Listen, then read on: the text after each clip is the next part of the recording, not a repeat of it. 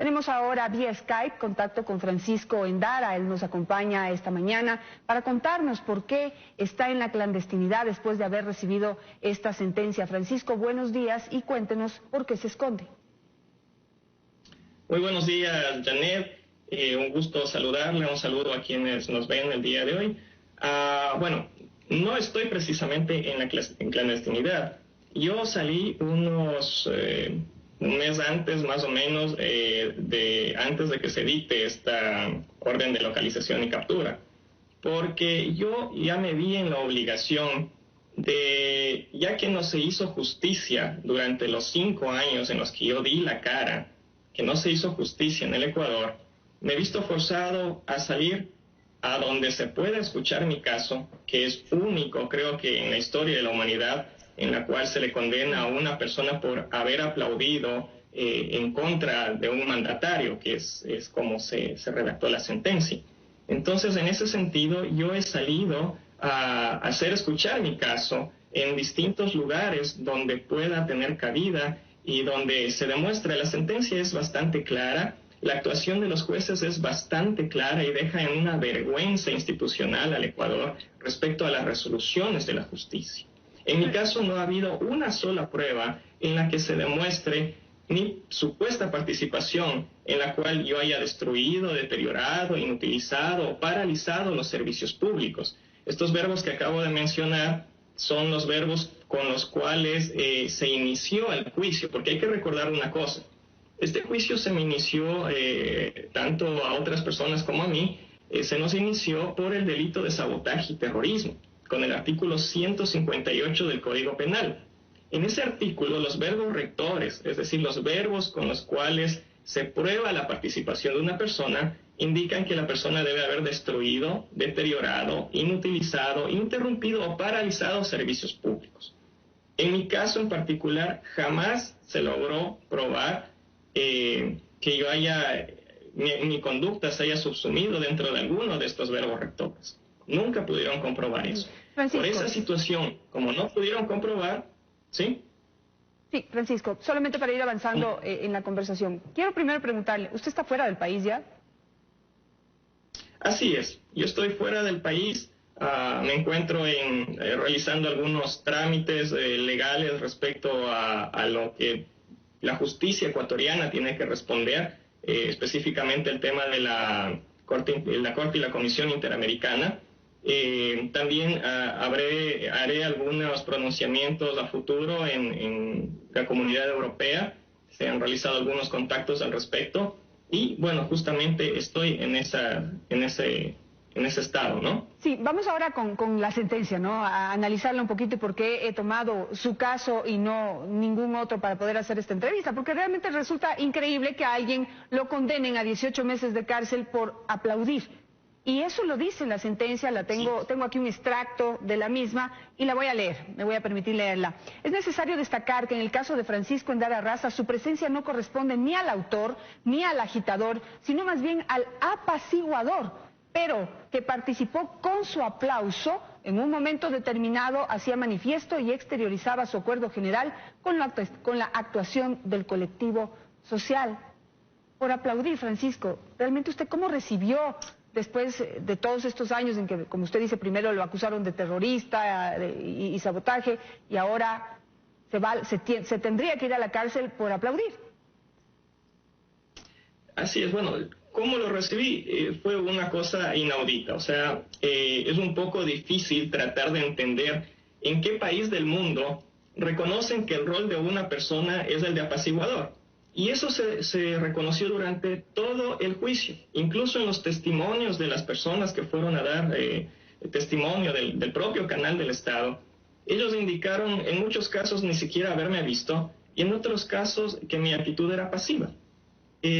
Dado a que no había ninguna prueba, como yo decía, de que yo haya realizado algún desmán, algún acto violento, se les ocurre poner a los jueces que yo haya aplaudido y que mi aplauso ha conllevado de alguna manera a que se paralice un servicio público. Ahora, entonces, claro. El servicio público nunca se paralizó. ¿Cuál es su visión? Usted estuvo ahí, suspendieron las transmisiones, no sé, separaron las máquinas. ¿Qué pasó? ¿Por qué dicen que se suspendió la transmisión y se suspendió el servicio público? Justamente a eso iba. En el propio juicio, el mismo señor Enrique Arosemena, quien fungía de director de Ecuador TV en aquel 30 de septiembre, ellos mismos indican y dicen, gracias a Dios no se paralizó la señal. Y eso está en el proceso, que es un proceso público. Cualquier persona puede ir, pedir el proceso y revisar que lo que estoy diciendo es verdad. Es obvio y fue claro, si nosotros revisamos los videos, que hubo un paso de señal desde Ecuador TV hacia Gama TV.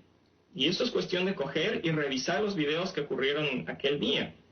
Pero a las personas que veníamos realizando acciones críticas contra el gobierno, en mi caso yo he estado en varios foros, en varias conferencias, en varias universidades, realizando simplemente, haciendo reflexionar a la gente sobre la situación de gravedad a la que estaba yendo el país en el año ya 2010. Hoy estamos viendo las pruebas. Todo esto conllevó a que se use como pretexto mi presencia en el canal del Estado para acusarme del primer delito que se les ocurrió, que fue sabotaje, terrorismo. ¿Para qué fue usted a Ecuador TV ese día? ¿Con qué intención? Bueno, ese día, así como muchas personas, nos sentimos violentados en nuestro derecho. Y ojo, que es un derecho constitucional y respaldado por la Declaración de Derechos Humanos, que es el derecho a la libertad de expresión. Ese día lo que se reclamó fue libertad de expresión, que hubo un grupo de gente que ingresó rompiendo la puerta del canal. Bueno, lo hubo, pero en ningún caso yo estuve en ese grupo de personas, y eso se ve claramente en los videos. Yo no sé cómo el fiscal Gustavo Benítez se atreve en su teoría de caso y en sus siguientes pronunciamientos a decir que yo he estado en el grupo que realiza los desmanes, cuando no hay ninguna prueba de ello, ni siquiera pueden probar. Entonces, el sentido fundamental de eso fue la libertad de expresión, un derecho que incluso la Constitución nos reconoce. El Estado, el gobierno, se ampara diciendo que ellos tomaron la señal de todos los canales debido a la situación de gravedad, a la conmoción social que existía, pero en ninguna parte, ni de la ley de comunicación ni de la Constitución, se permite la toma de señales de los canales de televisión. Lo que se menciona justamente es que puede haber censura previa. Eso es distinto, pero no la toma de todas las señales de televisión. Incluso esto ni siquiera fue especificado debidamente en el decreto el decreto ejecutivo número 488, que fue el que dictó el presidente de la República aquel día cuando supuestamente estaba secuestrada. Entonces, esto es una situación sin precedentes, ¿no?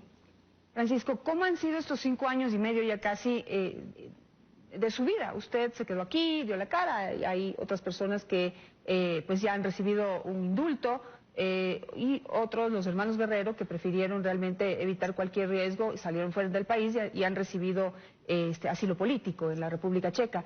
Pero ¿cómo ha sido su vida en estos 5 años? Así es, bueno, yo sinceramente pensé y esperé un poco de cordura de los jueces. Nunca pensé que... mi caso es clarísimo. Cualquier abogado, cualquier persona, incluso sin ser abogado, que coge el proceso y lo lee, se da cuenta que no hay la más mínima prueba en mi contra. Ni siquiera mi nombre aparece en muchos de los cuerpos del proceso. En los videos apenas se me ve que estoy caminando. Con ese antecedente yo me decidí a quedarme y enfrentar la justicia durante 5 años que duró el proceso. Aguanté las cadenas nacionales del gobierno en las que se me difamaba, en las que se decía que yo he estado dirigiendo un grupo violento y que yo he estado entre los que rompieron las puertas. Sin embargo, nunca muestran una imagen mía en la que yo esté en una actitud agresiva. Todo lo contrario.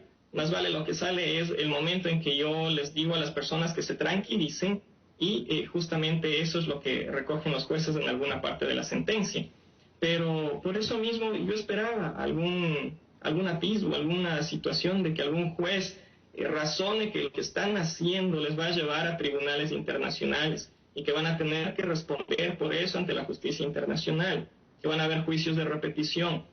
yo esperaba eso, ¿no? Al menos algo de sensatez. Sin embargo, eso no ha ocurrido. En la última audiencia en la de casación, la Corte Nacional, que se entiende que es el organismo máximo, más respetable, incluso así debe entenderse, se ha rectificado simplemente y con un agravante, que han incluido pruebas. Supuestamente la Corte Nacional no puede incluir, en la etapa de casación no se puede hablar de modificar pruebas. La Corte Nacional tenía que referirse respecto a la sentencia de la cual si yo aplaudí o no aplaudí y si eso era un delito o no. Entonces, yo he enfrentado esta situación. Francisco. Pero al ver que no hay justicia, he tenido que tomar otras medidas. Francisco, con esta sentencia que usted ya tiene, ¿usted ya está trabajando en instancias internacionales o le falta alguna instancia aquí en el Ecuador para pasar a esa etapa que entiendo que usted va a apelar? Justamente, todas las etapas internas ya se han agotado. Por eso fue la razón de mi salida, porque ya no hay, queda un recurso extraordinario de protección, pero como su nombre lo indica, es extraordinario, no está dentro del proceso. Igual eso tomará tiempo. Y obviamente yo tampoco me voy a prestar para una situación que primero es injusta y segundo, que aquí lo que se trata es de hacer una especie de secuestro a manos del Estado. Claro, pero ¿se va a la Corte Interamericana? ¿Se va a la Comisión Interamericana de Derechos Humanos? Así es. Estoy en ese trámite y en otros similares que obviamente no los puedo mencionar al momento. Perfecto, Francisco. Muchísimas gracias por este contacto. Le deseo muchísima suerte. Vamos a estar pendientes de qué es lo que sigue sucediendo en este proceso.